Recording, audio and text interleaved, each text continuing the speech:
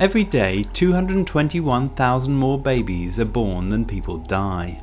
That's 1.5 million extra people a week that need to be fed. Over the last 40 years, the world population has grown by 80%, but food production has more than kept pace, growing by a massive 150%. Although the number of people has almost doubled, on average we all have more food per person than we ever had before.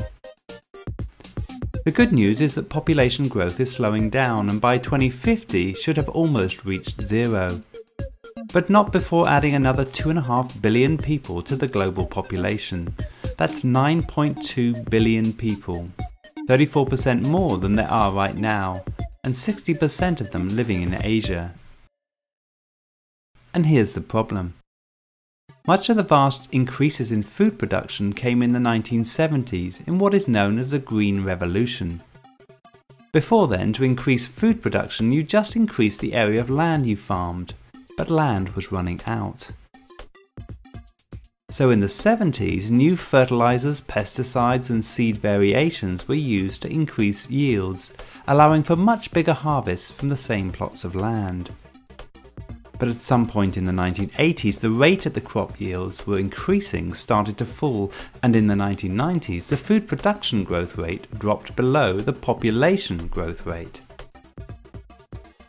There are only so many crops that you can grow in one plot of land, and many farmers now are reaching the limit. And as if that was not enough of a problem, there are other factors at play that are reducing our ability to produce food. Climate change is starting to have an effect on crop yields. The International Food Policy Research Institute ran a whole series of scenarios on climate change, and they all led to lower crop yields in 2050. There are decreasing water resources, with extra pressure on that water being made by man's obsession for meat. In the next 40 years, the demand for meat will double, but every kilogram of meat uses 8 times the water than it takes to produce 1 kilogram of wheat. As natural reserves of oil run out, so its price goes up, which in turn affects the price of fertilizer, and it also increases farmers' motivation to farm plants that can be turned into biofuels, again reducing the farmland and resources used to feed the world. Over the next 5 weeks, I'll be travelling across Asia to discover how this looming food shortage will affect the poorest communities, and to meet innovators who seek to find solutions. In part 2, I'll be reporting from Asia's most food insecure district, just across the Chinese border in Nepal's Western Hills.